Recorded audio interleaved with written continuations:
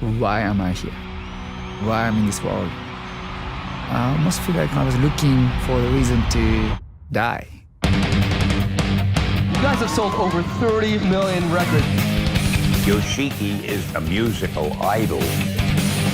Different level of rock star. X は日本の保守的な社会に挑んで、言ってしまえば革命を起こしたんだと思います。If those guys were born in America, they might be the biggest band in the world.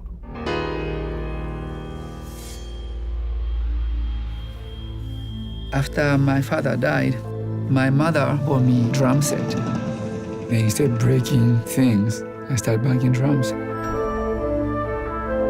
One of Japan's most adored rock stars, Hideto Matsumoto, lead guitarist for the band X Japan, killed himself, leaving no explanation. X Japan's era was over. Pain has been my friend, my enemy. That's the reason you do art, to exercise your demons and exercise with your demons. That's why I played drums like there's no tomorrow. 毎回倒れてたんです、ステージが終わった後。生命の危機だったりするっていうことはよくあるんですよ。Was I a bad son? Maybe that's why he killed himself. 僕は知ったその時にYOSHIKIが書いてきた詩。Being on stage, I felt I'm home. Introducing X Japan. To create some kind of art, it's a wall.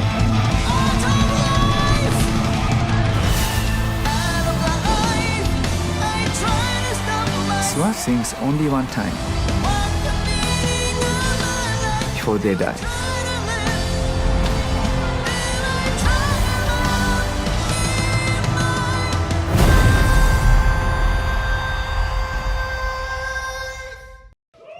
Have a seat, guys. Thank you. you. So much. Guys, Yoshiki is here. Come on, give it up.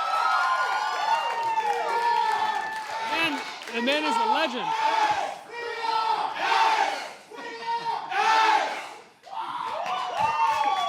I think we have some fans here today. I think so. Or they just do that on a random basis whenever they want.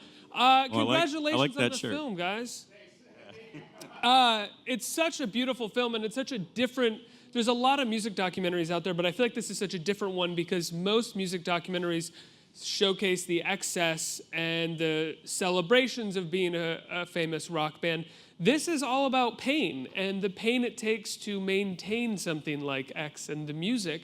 Yoshiki, were you surprised when the documentary became much more about the pain that you face in maintaining X and when you look back on the years of X? Well, I mean, first of all, several years ago, I didn't want to make this film. It was too painful for me, for us to go back to that sad memories. It took several years to even decide, should we do it or not? Because, X Japan's story is really brutal. It's almost too painful to be true. So, but Steven made this very painful, dark story. Very, how do you say? Beautiful. Make it really beautiful. It's transference. Like, he takes the pain on, he suffers for rock, and out comes this inspiring music and this inspiring story. I mean, you have to go into the darkness to come out the other end. And it was those elements that really attracted me to this story, because I did not know the band before I started making the film. And you think, oh God, is it going to be, like you say, another sex, drugs, and rock and roll story? And it couldn't have been further from the truth. It had so many almost operatic elements. I think of it as my rock opera in a lot of ways, because it's... How did you come across X Japan? Well, Yoshiki and company got in touch with a producer I work with, John Batsek, Passion Pictures, multiple Oscar winner. And I do a lot of music films, so he recommended me. And it really took a few Google searches of classic era ex-Japan with the hair and the makeup, to see this amazing surface that we were able to then penetrate and go into. And then when we met, it clicked. I felt like this is going to be a wild ride. I think we can do something extraordinary. It was our agent in America, William Morrison, convinced me to create this film. So then they introduced me to the producer John Bartek in UK. Then John Bartek introduced me to Stephen. Yoshiki, what was the toughest part about making this documentary for you, and then the toughest part about watching it? Toughest part is looking back how my father died, how my father killed himself, how Hide died, how Taiji killed himself, how Toshi got brainwashed. It was just too much.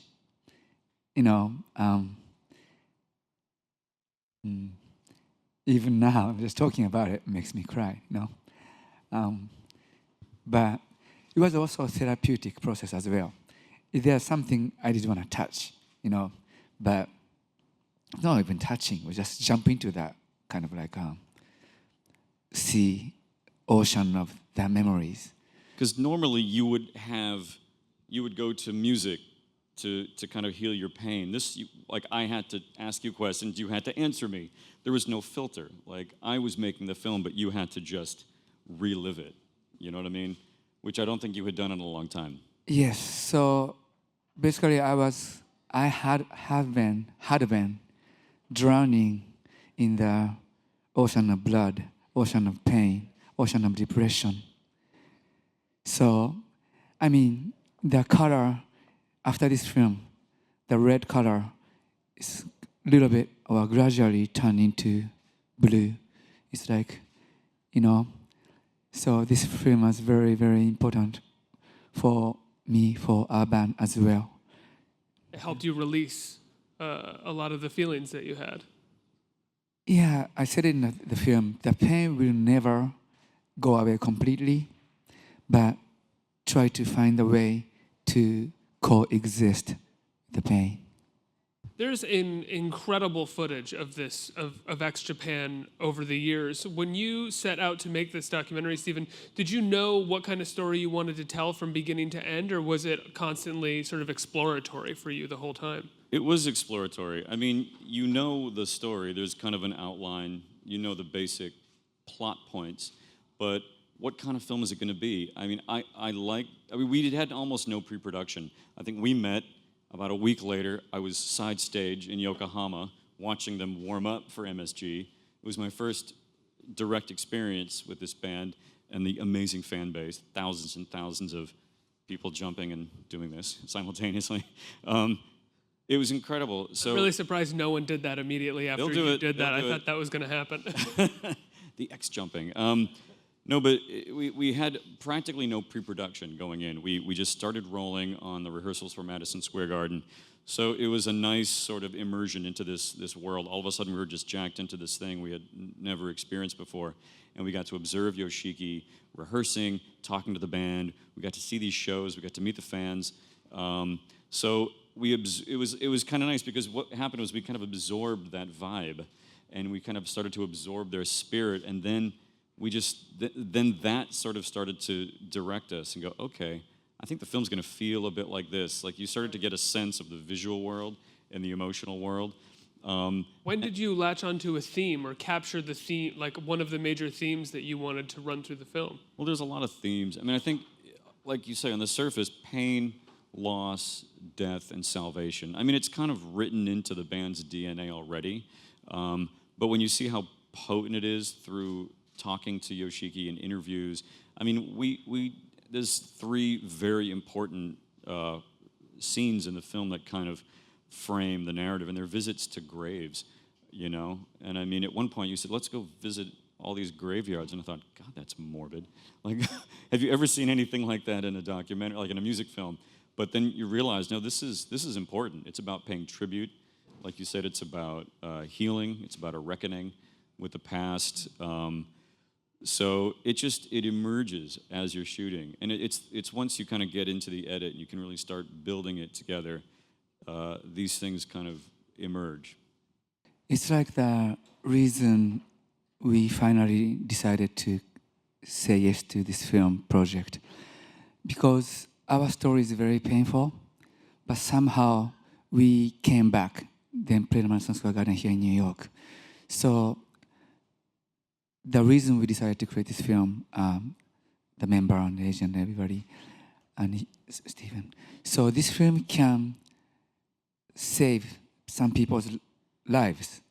You know, we are not the only one, you know, lost family members or like friends.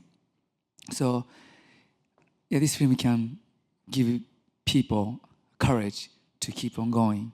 So that's why we had to create this film. It's not a film talking about, you know, sex, drugs, and rock and roll. It's talking about life. So I hope, you know, people came up to me almost every day, say, "Your music saved me." That makes me cry in a great way, you know. So it's like I'm finding the meaning of, you know, why I live here, meaning of existence, my life. So this film is going to give you, I think, even more. As much as people say your music saved them, how often do you find your music saves you as well? If music was not next to me, I don't think I'm here. I don't think I even survived. You know, there I lost my father. You know, I was just very, very suicidal. Like maybe almost looking for the place or opportunity to die. But all those anger and pain, I had music to, how do you say? I just put everything into the music. So that's why I'm still here. Then also, you know, when Japan broke up, there was another moment I was completely lost. At that time, there's not only music, but our fans are there to support us during those like 10 years or so, you know? I mean, you guys supported us like 10 years or so, unconditionally. So that's why we're here. So that's why I think we decided to create this film. Has there ever been a time for you as a musician where you lost faith in music and you didn't want to play music, but the fans sort of pushed you forward? You started playing again because of the fans, and then you found that you loved music as much as you did before? Completely. I mean, you know, when Japan broke up and Hide passed away, I was like, what have I been doing? What? Why? Everything just question mark. And then, yeah, but at the same time, music is the only thing I had, you know. Also, it's really strange and big strange, but I was asked to compose the theme song for the Emperor of Japan. You know, I was gonna quit being a musician, but okay, since I composed the piano concerto, I'm gonna perform. So that's how I was brought back to the stage. It's You almost didn't want to do it. Didn't someone have to talk you into it at one point? Was it your mother? Or? Well, I mean, I had to think twice, even more, because was I in that kind of state of, you know, mind? I mean, I was just completely disappointed what I've been doing. So, also, you know, it's Emperor of Japan. So I didn't want to do if I feel like I can do, you know. It's such an honor for me to be, you know, able to be in that kind of position. But I had to ask my mother, should I do it, you know, because I don't know if I can be on stage again. So, but I was at the Imperial Palace playing with the orchestra. Then people, you know, gave me all the voice and everything. I was like, okay, I'm gonna come back.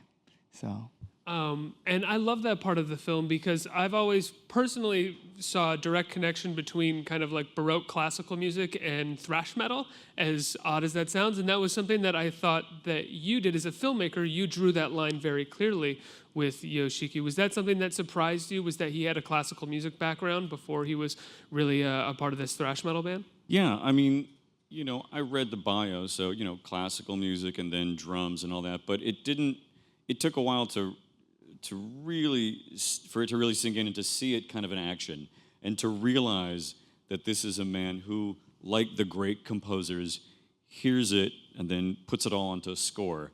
Not just a beautiful ballad, but I saw you rehearsing like speed metal drums with somebody turning sheet music and you're reading it. You know what I mean? I've never seen anything like that before. Like everything gets written out on a score. It's like initially when I first saw that first rehearsal, I couldn't believe it. A few hours later, I was humming all the songs. Like I've only just heard this music. And when you learn about like the classical architecture of Yoshiki's compositions, it makes perfect sense because these songs are composed in such a way that, I mean, there's such an integrity to the composition, and there's this foundation that you might not have with a lesser band, and the music just goes right in you, and I think that's a testament to his compositional genius. So you saw me looking at the music score, huh? Yeah. So believe it or not, every single drum hit, toms or whatever, is written in the music score. I write it first. So, yeah. So. What did it feel like for you to be recognized as a composer when you composed for the Emperor of Japan? Because rarely do thrash metal bands or people a part of sort of pop music bands, be they metal or not, get recognized as composers. What was that like for you when you were recognized as such? I mean, such an honor for me to be, performing front of him or front of an emperor. And then also composing. But at the same time, it's always, honor for me to be performing in front of my fans as well. It's no difference. When I compose anything, thrash metal or piano concerto or anything, I just put entire my energy to it. So, yeah. Now, I have to wrap this up. Guys, when can people see We Are X? We Are X is opening October 21st in New York and LA. It'll be here at the brand new Alamo Draft House, which will be opening in Brooklyn. We're at the New Art in Los Angeles. And then I believe San Francisco and Austin the week later with further expansion planned. I think we are coming back here too, right? That week? Oh, yeah. Right? Yeah. We're gonna be at Q&As on Friday, October 21st in LA. Then Yoshiki is gonna come back. You're gonna come back here for Saturday, Sunday. Am I? 2nd, 23rd. Yes. Okay. So when he's That's what back I've been here, you can ask your questions when he's back here. Guys, thank you Yeah. so much. Congratulations. Thank you. Thank you.